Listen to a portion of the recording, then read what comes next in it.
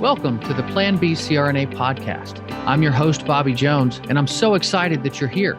The Plan B CRNA podcast is the only show made specifically for nurse anesthetists who are exploring options outside of their traditional career paths. This is the place to expand your mind and your goals as we uncover new ways to produce side income together. Journey with me as I go down various rabbit holes to explore the best Plan B options for you. This episode is brought to you by On-Call Capital. On-Call Capital is dedicated to educating CRNAs and other healthcare providers about investing outside of the traditional stock market.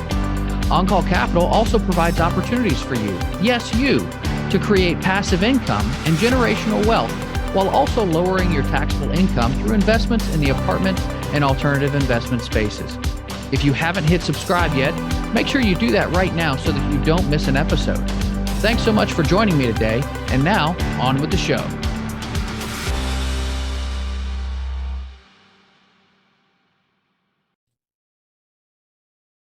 Welcome to the Rabbit Hole on the Plan B CRNA podcast.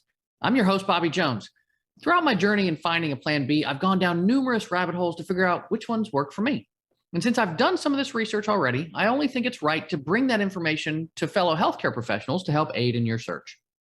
As always, it's important for you, the listener, to do your own research and form your own opinions. Everyone's situation is unique, and a Plan B that works for one CRNA doesn't always work for another.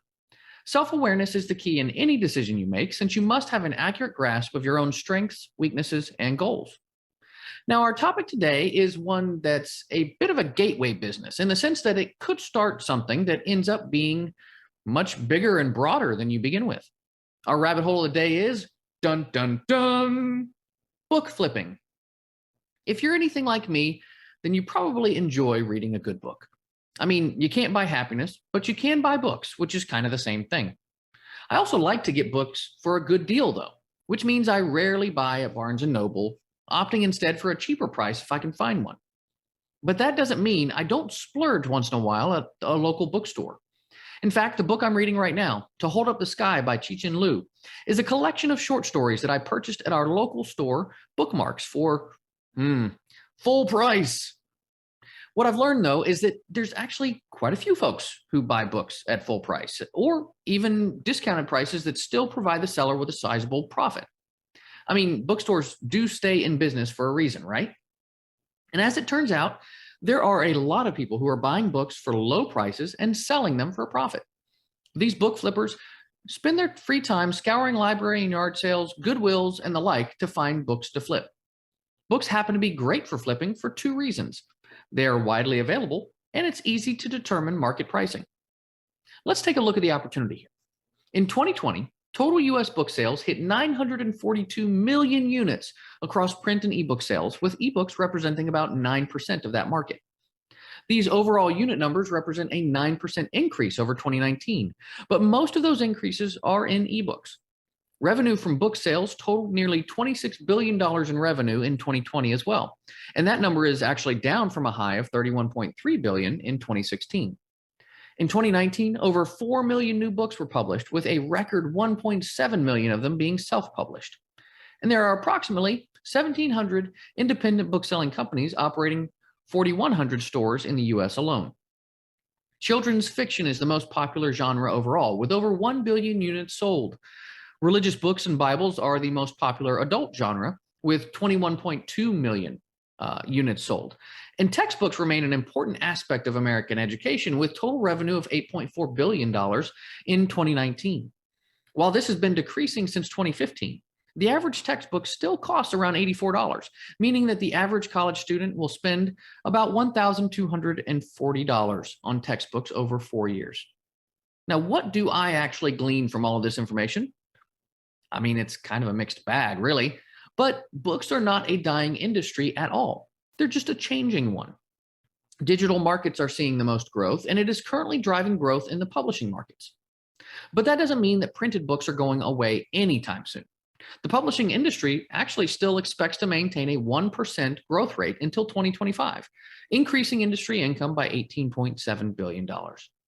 No, it's not a high growth industry, but it is steady. Now, how in the world can you make money flipping books, though? As with any new business, this takes some work and education at the very beginning. The profits you make depends on the genre and availability of any given book that you sell. Oh, yeah, and the price that you actually pay for it initially. Just like with flipping houses, you make a large amount of your money when you purchase at the right price. If you choose books correctly, you can get a decent profit margin and expect to make a few $100 per month. Some successful folks are even making $4,000 to $6,000 per month. Now let's talk about getting started. One of the easiest ways to proceed is with an app called Scout IQ, which scans book barcodes and shows you how much a book is selling for on Amazon. It even factors in Amazon seller fees to give you a profit figure. The live version of the app costs $14 a month or a cheaper $120 for the year. This version pulls the latest pricing info from the internet while you're out scanning items. However, if you have a weak data connection, you can actually opt for the database version. It's $44 a month or a cheaper $432 annually. And it allows you to download a database that's actually much faster to use than the live version. Now, the Scout IQ app and an Amazon seller account are all you really need to actually get started reselling books on Amazon. There is a free seller account option if you want to test these things out first, but you'll be charged 99 cents per item sold, and there are other restrictions. The pro seller account is $40 a month. So the startup costs are pretty low here. Of course, there are more tools that you can use to scale your business and process items faster. And while most smartphones can scan books for free, you may want to look for a Bluetooth barcode scanner to speed up the process. Lastly, a label printer is useful for labeling packages with Amazon's shipping details. All right, so you have the Scout IQ app and an Amazon seller account. Now it's time to look for books. Where should you go? Some great options include library sales, yard sales, Goodwill and thrift shops, Facebook Marketplace. You can use your phone to scan books on your screen quickly to pull out all of that relevant information. OfferUp.com and other local classifieds and selling apps or sites. Nextdoor, which is a neighborhood app where you can get local tips and, most importantly, buy and sell items. And Craigslist or similar sites. On a side note, you may want to consider getting a business credit card to purchase your books with. This can keep your personal and business expenses separate, and you can earn additional rewards. Now that you've taken these steps and you know where you're going, it's important to know what you're actually looking for. We discussed the most popular niches earlier, and that can guide us a bit here. One of the top niches you should look for are educational books, such as textbooks. This is really easy if you live in a college town because you can find textbooks for sale at the end of each semester. Now, you'll need to be careful here, though. Since publishers regularly release new editions at the beginning of the school year, it actually helps to wait so that you can buy older editions at bargain prices. You also don't want to buy international textbook versions, even if they are dirt cheap. Local students may not buy them, even if the content is nearly the same as those local editions.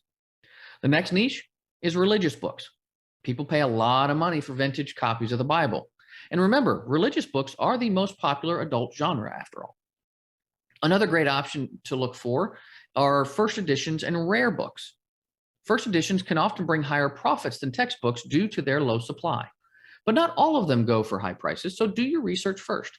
You can identify them by looking at the copyright date or the words first edition. But beware that paperback and hardback editions will likely have different first edition dates. Rare books are also in low supply, increasing their demand. But you'll want to check the binding and pages for signs of wear. The cleaner the copy, the more you can make from that book. Arts and crafts books have actually seen a resurgence with the pandemic. Whether this lasts, who knows? But people are finding new hobbies and looking to craft. Our last category is nonfiction. Biographies, step-by-step learning books, travel guides, and history books are all popular options that you can hopefully sell for a profit. So how do you actually determine which books are priced right for flipping? Well, that's where the Scout IQ app comes in. There are triggers built into the app that tell you whether or not an item is worth reselling on Amazon. This is based on 3 factors. Number 1, the e-score. How many days in the last 6 months has at least one copy of the book sold? Number 2 is sales rank. Obviously, number 1 is the best-selling book in a given category. So whatever that number is for that book, it's going to give you an idea of how many of them are actually selling in a category. And number 3 is profit. That's the estimated profit after fees. Now, don't be discouraged if you don't find a book for reselling within your first few scans. Most books are going to be rejected by the triggers, which you can always tweak a bit later once you get a better feel for what you're doing. This is a volume and speed game. You want to scan as many books as possible to find the ones that trigger as acceptable.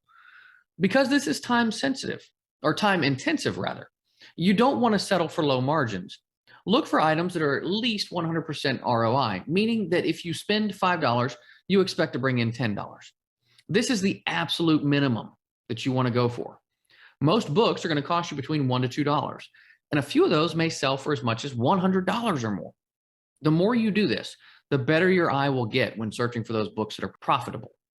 When you list a book for sale, you will probably want to just price it to match the lowest prime offer for the same book based on the software that you're using. When there are multiple sellers, Amazon tends to rotate the buy box so that everyone has a chance. Theoretically, this helps prevent a downward spiral on price, but it is possible to lose money on individual books. It can be difficult to manage those prices manually when you're dealing with hundreds or even thousands of books that you've listed. Just leave it in the hands of the app in that case. All right, so you've bought some books. What now? Next, you need to list those items on Amazon. You can do this manually, but this may not be a great use of your time, even if you do get faster at it. AccelerList and Inventory Lab are software programs that can save you time with manually creating those listings. Both have free trials, and AccelerList allows you to cross-list to eBay for an additional price, of course. The cheapest plan on AccelerList is $34 a month, while Inventory Lab is a flat $49 a month or a cheaper $480 per year. Once your inventory is listed, you have two options. DIY, better known as merchant fulfillment. This means that you handle all of the individual orders yourself. This also means you handle the sorting, shipping, tracking, returns, and refunds.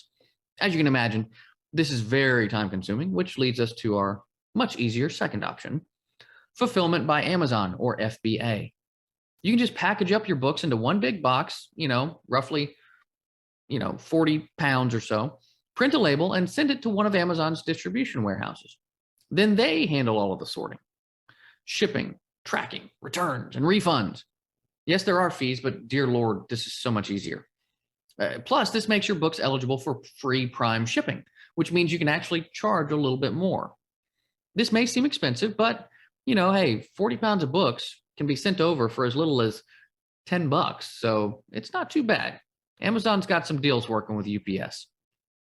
So what can you expect your profits to look like? Well, Amazon takes around 50% of the sale profits right off the bat. After that, the more you sell, the more your profit margins inch up because those monthly service fees for Scout IQ and other software are fixed costs. If you make $2,000 in sales, then you may take home around $600 or 30% in net profit. If you can get to $6,000 in sales, you can expect to have a little over $2,000 in take home, or between 35 to 40% net profit. So that's the lowdown on getting started. Of course, Amazon isn't the only place to sell books.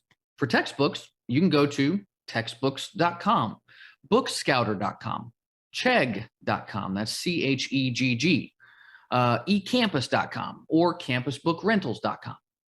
You can sell those first editions and rare books at Abe Books, eBay, or local used bookstores if you're lucky.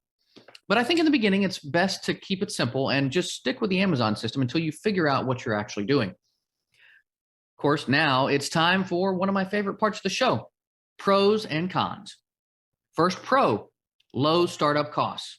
I mentioned this before, but if you use the Scout IQ app's live version and set up a free Amazon seller account, you can get started for just the cost of the first few books that you find to sell and the boxes and postage you use to ship them.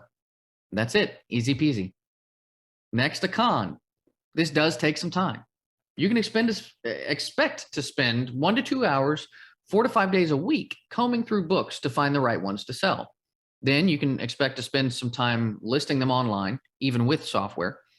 It's not a ton of time, mind you, but it is time that you could be doing something else. So something to keep in mind. And also, it takes some time to get to know the business and to scale it to a level that makes a real difference in your finances. Next is a pro. Books are everywhere.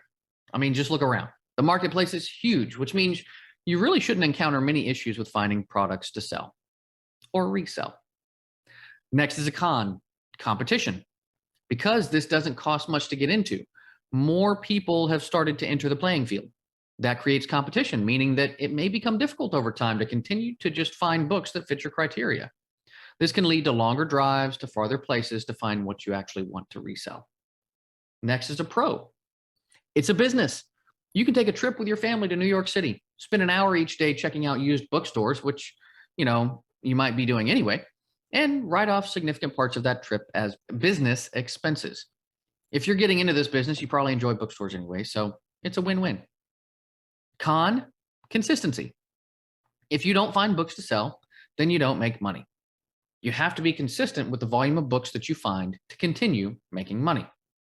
And lastly, a pro. This is an entrepreneurial test bed.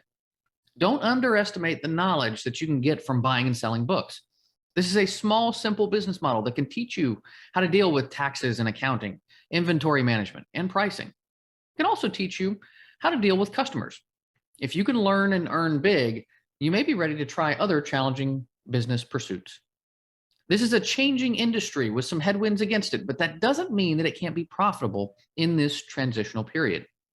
As always, I have some resources for you in the show notes, along with a couple of books. The first one, The Official Amazon Seller Classroom in a Book Definitive Edition, an exclusive FBA guide to mastering the art of retailing products on Amazon by Drew Barry, is an in-depth guide to teaching readers how to create, own, operate, and maintain a prosperous e-commerce company by retailing merchandise on the Amazon marketplace via FBA without purchasing an expensive online class. Next is Selling on Amazon, How to Sell on Amazon for Beginners. Learn to operate Seller Central FBA in 1 hour per day or less by Adam Wilkins. And it provides a playbook for small to medium brands and home-based FBA businesses. And of course, I've got a ton of links too, so make sure you check those out. But that's going to do it for the show. As always, I'd like to thank you for listening to the Plan B CRNA podcast. If you found value today, make sure you hit subscribe and give us a 5-star review. This show only grows because of you. So make sure you share it with a friend, family member, or colleague to help them on their passive income journey. I also want to hear from you. If you have a question, comment, or rabbit hole topic that you'd like me to cover in a future show, make sure you rate and review on your podcast player. I check those all the time, and I cover those questions in future episodes.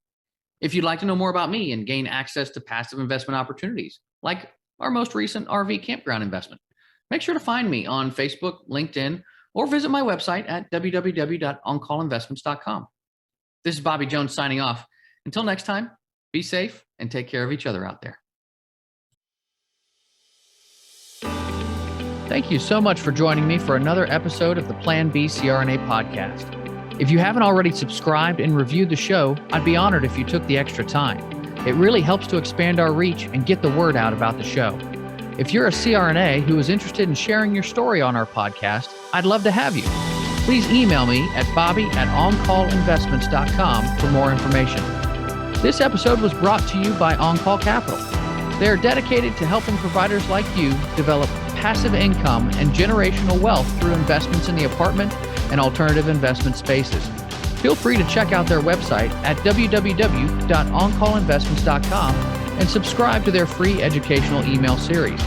You can find OnCall Capital on Facebook, Instagram, and Twitter. You can also check out our YouTube page, where you'll find all of the show episodes along with other educational videos. Thanks for listening, and we'll see you on the next episode.